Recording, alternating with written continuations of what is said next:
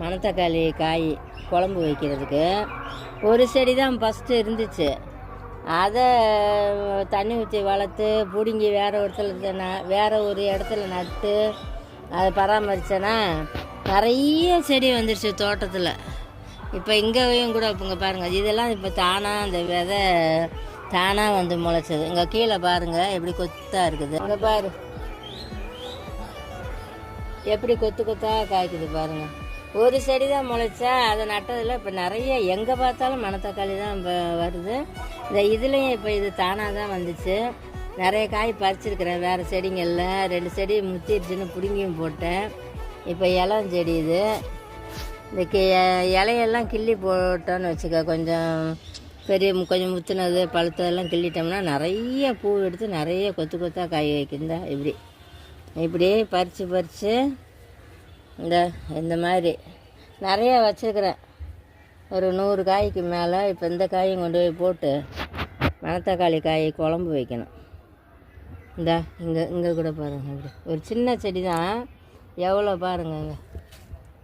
இதில் பாருங்கள், இது அப்படி தான் கொத்து கொத்தா நிறைய இருக்குது. நிலம் மொத்தமாக பறிச்சிட்டு காட்டுறேன்.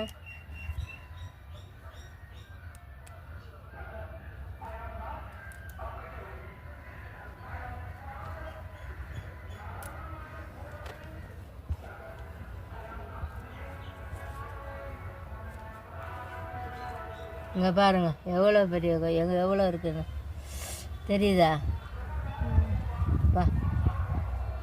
பார்க்க அவ்வளோ சந்தோஷமாக இருக்குது. நம்ம வீட்டு தோட்டத்தில் நம்ம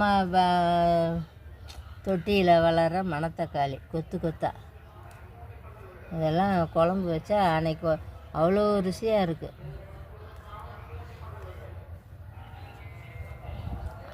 அந்த இப்போ வெந்தயக்கீரையெல்லாம் எடுத்துட்டோம். இதுவும் வளர்ந்துட்டு சரி இதே இருக்கட்டும்னு விட்டுட்டோம்.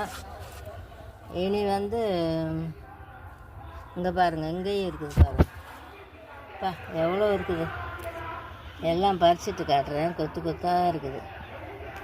இன்னி பாருங்கள், அடுத்த முறை இன்னும் நிறைய வரும். அவ்வளோதான்.